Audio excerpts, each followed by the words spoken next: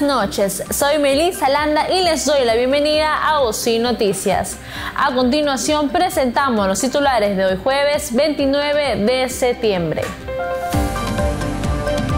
En tema del día, 3 ministros de Estado indicaron que hubo error ortográfico al consignar Lai en lugar de Johnny Vázquez Castillo como tripulante del avión presidencial.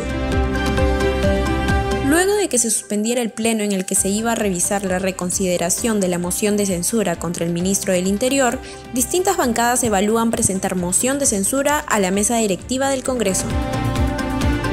10 entierros prehispánicos de las culturas Chancay y Huaura fueron hallados en Caraballo durante una excavación para colocar instalaciones de gas natural. En Brasil, a pocos días de las elecciones presidenciales, el actual mandatario Jair Bolsonaro busca revertir su segundo lugar en las encuestas que lo colocan muy por debajo de Lula da Silva. Y en deportes, la delegación peruana de judo consiguió una medalla de oro, 2 de plata y 2 de bronce en el Open Panamericano Bogotá 2022. Y comenzamos hoy en tema del día, presentamos una nota sobre la explicación ofrecida por los ministros de Estado respecto al presunto viaje de Fray Vázquez, sobrino prófugo del presidente Pedro Castillo. Los voceros del gobierno indicaron que hubo un error ortográfico y mencionaron que se ha querido crear una especie de problema político. El señor presidente de la República categóricamente ha señalado que el señor Fray Vázquez no viajó porque no estuvo ni programado ni autorizado para que viaje, porque además ya estaba sometido a una investigación. Estas fueron las palabras del ministro de Justicia, Félix Cherro, quien explicó por qué aparece el nombre de Lai Vázquez Castillo en aquel vuelo a Chiclayo en junio. Por su parte, el ministro de Defensa, Daniel Barragán, afirmó que esto se trata de una equivocación de redacción. La palabra que escriben en la inscripción es, en vez de Johnny, por el apuro, en la letra mal hecha, aparece, yo lo leo y dice Lai. A su vez, el ministro de Trabajo, Alejandro Salas, sostuvo que se ha pretendido manipular políticamente esta publicación para dañar la imagen del presidente. Existe la posibilidad, y lo pongo como posibilidad, que se debe investigar, de que se haya querido manipular con dolo esta información para justamente después de un tiempo traspasarla y generar o pretender generar un problema político. Un supuesto error en la lista de pasajeros sobre el cual los periodistas presentes insistieron. Ante las preguntas, el ministro Félix Cherro defendió su posición asegurando que otros presidentes viajaron con personajes que hoy están siendo investigados. Consideramos que por un tema de transparencia se deben mostrar todos los manifiestos de vuelo de los presidentes de la República anterior también. Y vamos a ver con cuántas sorpresas nos encontramos. Por su parte, el ministro Alejandro Salas entregó un folder con fotografías de viajes donde aparecen expresidentes como Alan García y Alejandro Toledo, acompañados por grupos de personas en supuestos viajes oficiales. Asimismo, el ministro de Defensa, Daniel Barragán, evitó pronunciarse sobre su acuerdo con la pena de muerte para corruptos. No voy a hablar sobre temas que no están en mi agenda como ministro de Defensa. Yo como ministro de Defensa tengo una agenda, el presidente de la República a mí me ha dado una encargatura, ¿correcto?, que no tiene que ver con mis pensamientos, con lo que yo creo. A mí me han dado una encargatura con ciertos lineamientos. Como también evitó hablar sobre su vínculo amical con el líder etnocacerista Antauro Humala. Por otro lado, se suspendió el pleno en el que se tenía previsto ver la reconsideración de la moción de censura contra el ministro del Interior debido a que la bancada de Avanza País retiró el pedido. Otras bancadas evalúan presentar una moción de censura a la mesa directiva. El congresista Pasión Dávila se manifestó respecto al retiro del pedido de reconsideración a la votación de la moción de censura contra el ministro del Interior, Willy Huerta. El parlamentario indicó que él y otros legisladores están evaluando presentar una moción de censura en contra de la mesa directiva del Poder Legislativo a raíz de esta decisión. pues la convocatoria al pleno de este miércoles coincidió con la semana de representación. No se descarta la censura a la mesa directiva. No se descarta. Si así iniciamos, ¿cuál va a ser la conclusión del señor presidente? Él creo se ha olvidado que el congresista tiene 3 funciones importantes: la de legislar, la de representar y fiscalizar. Por su parte, la bancada de Avanza País argumentó que tomó la decisión de retirar la reconsideración de la votación ante los múltiples reclamos de algunas bancadas frente a la convocatoria. Sin embargo, anunciaron que plantearán una nueva moción de censura contra el ministro del Interior. Congresistas que en la víspera pidieron la suspensión de la sesión expresaron su malestar. Hay muchos lugares del país donde no entran las señales. Entonces es tanto en una semana de representación. ¿Qué sentido tenía? Entonces pareciera que cuando se toman decisiones como la que se ha tomado, pareciera que la orientación va simplemente a favorecer a una parte de las bancadas que hay en el Congreso. El congresista Alejandro Muñante rechazó que la suspensión del Pleno sea responsabilidad de la mesa directiva. Mal haríamos nosotros de no hacer caso a un pedido de reconsideración, y mal haríamos nosotros también de no dejar sin efecto una sesión cuyo pedido ya ha sido retirado. Entonces no veo por dónde exista una responsabilidad de parte de la mesa directiva. También hizo algunas precisiones ante la posibilidad de una nueva moción de censura. Si ellos desean presentar una nueva moción, tendrían que argumentar su moción en nuevos hechos. Por último, dijo que si los congresistas no están de acuerdo con sesionar en semana de representación, esto sería materia de una modificación del reglamento del Congreso.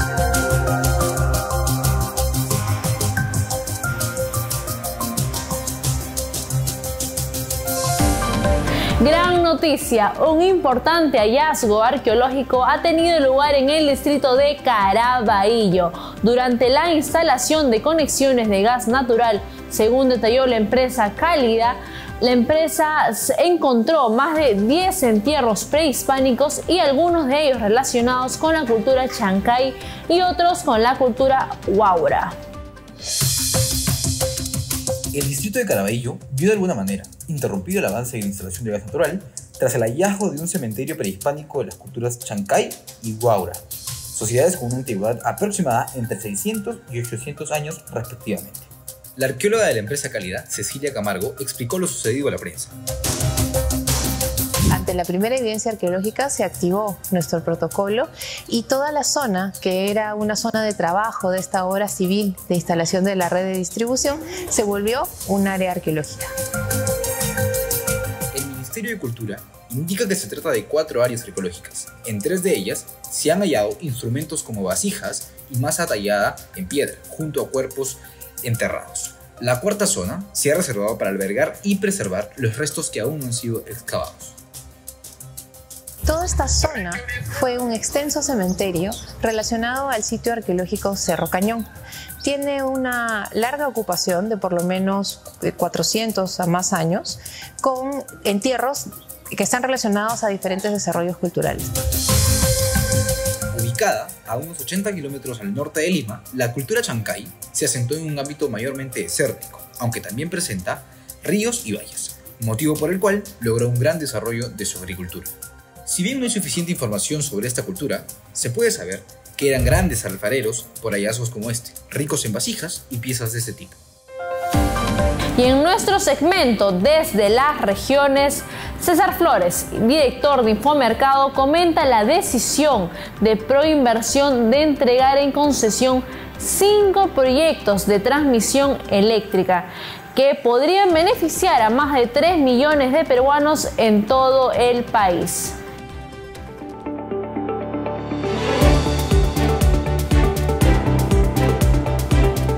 ¿Qué tal amigos de UCIL Noticias? Les saluda César Flores, director de Infomercado, y como todas las semanas para compartirles información de la economía y las inversiones en nuestro país. Comentarles que hace pocos días la Agencia de Promoción de Inversiones, Proinversión, ha decidido entregar en concesión 5 proyectos de transmisión eléctrica en todo el país. Según Proinversión, estos 5 proyectos suman una inversión de casi 165 millones de dólares. Los 5 proyectos se encuentran ubicados en las regiones San Martín, Arequipa, Lambayeque y Piura.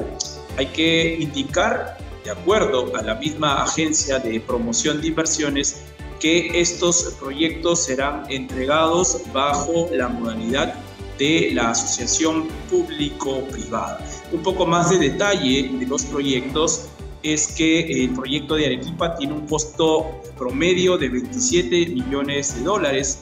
En Piura habrá 2 proyectos, uno de 48 millones y otro que tiene un valor de 11 millones de dólares. En San Martín, el proyecto eléctrico cuesta 50 millones de dólares en promedio, y la región Lambayeque también tiene un proyecto de 26 millones de dólares. Lo que se espera es que con estos 5 proyectos que podrían ser entregados en concesión en los próximos meses, repetimos, a través de asociación público-privada, puedan beneficiar a más de 3 millones de peruanos en todo el país. Así que se espera pues que haya un proceso limpio, transparente, y que se llegue a la buena pro, las obras puedan iniciarse de inmediato y de esta manera puedan beneficiarse a muchos peruanos que están buscando la energía eléctrica también, y las industrias para todo el proceso productivo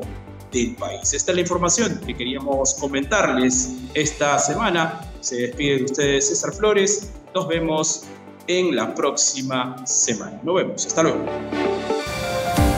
Y en lo internacional, a pocos días de celebrarse las elecciones presidenciales en Brasil, el actual mandatario Jair Bolsonaro busca revertir lo que reflejan las encuestas, que lo colocan en gran desventaja de su contendor Luiz Lula da Silva.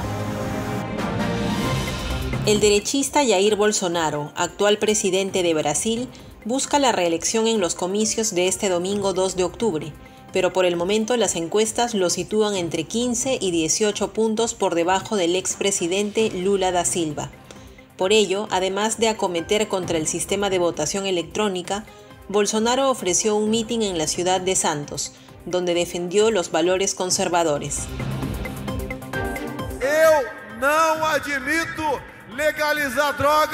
Yo no permitiré que se legalicen las drogas en nuestro país. Yo no acepto la ideología de género en las escuelas. Nosotros defendemos cada vez más la familia tradicional. Por su parte, Luiz Inácio Lula da Silva, candidato de un amplio frente progresista encabezado por el Partido de los Trabajadores, ha obtenido el respaldo público de 2 expresidentes del Tribunal Supremo, entre ellos el que condujo en su día el juicio por corrupción contra los entonces aliados de Lula. El huracán Ian, ahora convertido en tormenta tropical, azotó la costa oeste de Florida el miércoles como un ciclón de categoría 4 y con vientos de más de 240 kilómetros por hora, causando inundaciones catastróficas en varias localidades. Luego de haber tocado tierra en Estados Unidos el miércoles con vientos de más de 240 kilómetros por hora, el huracán Ian sigue hoy su paso por la zona central del estado de Florida, aunque ya ha degradado a tormenta tropical. Según información del Centro Nacional de Huracanes de Estados Unidos, ya se había registrado una disminución de fuerza en el ojo del ciclón. No obstante, se esperan todavía inundaciones y marejadas catastróficas en partes de la costa oeste de Florida de cara al Golfo de México. 2 personas resultaron heridas en los alrededores de Miami tras las intensas lluvias y vientos huracanados de ayer miércoles. Hasta el momento, no se han registrado víctimas mortales. Pero al sur de Florida, se busca a cerca de 20 balseros cubanos que iban a bordo de una embarcación que naufragó en medio del fuerte oleaje provocado por el huracán.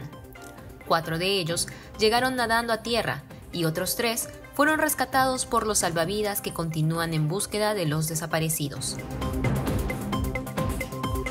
Respecto a su trayectoria, se prevé que Ian, cuarto huracán de la cuarta temporada del Atlántico, gire hacia el norte el viernes y se acerque a las costas del noroeste de Florida y los estados de Georgia y Carolina del Sur. Mientras tanto, Cuba permanecía hasta el miércoles sin electricidad y con casas bajo el agua tras el paso de Ian. El presidente Miguel Díaz-Canel visitó las zonas más afectadas, donde se reportaron 2 muertos debidos al huracán.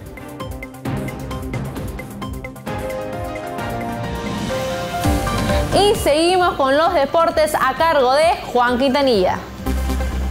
Muchas gracias por el pase, Meli, y arrancamos el bloque deportivo de UCIL Noticias, contándoles que la selección peruana sub-20 ha presentado la lista de jugadores convocados para participar en los Juegos Suramericanos que se llevarán a cabo en Asunción, Paraguay, desde el 1 de octubre.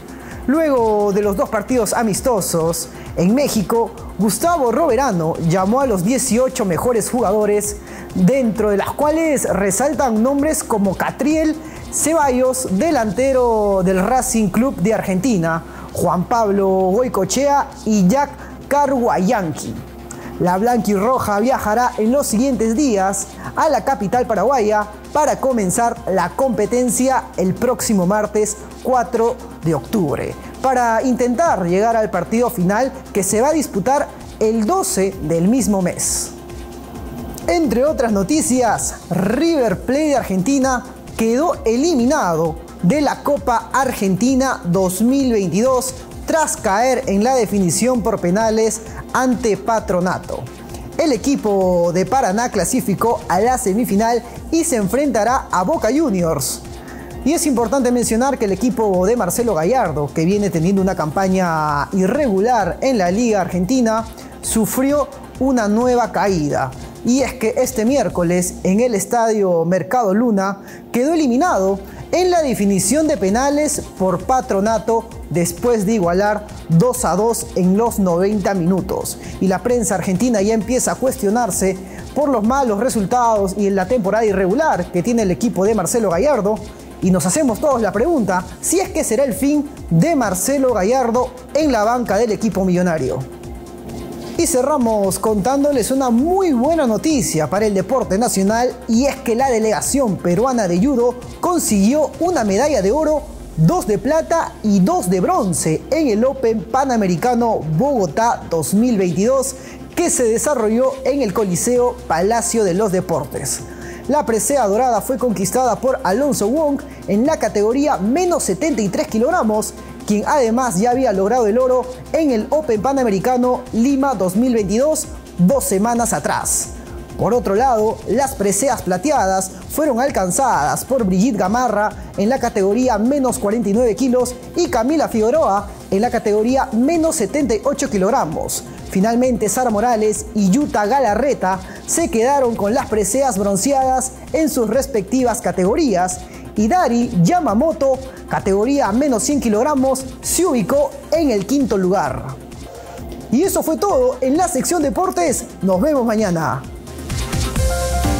Muchas gracias, Juan, por el detalle deportivo, y de esta forma finalizamos la presente edición de UCIL Noticias, informativo producido por la Facultad de Comunicación de la Universidad San Ignacio de Loyola. Y recuerden seguirnos a través de nuestras plataformas digitales como Facebook, Instagram y YouTube de UCIL TV. Eso es todo por hoy. Nos vemos el día lunes.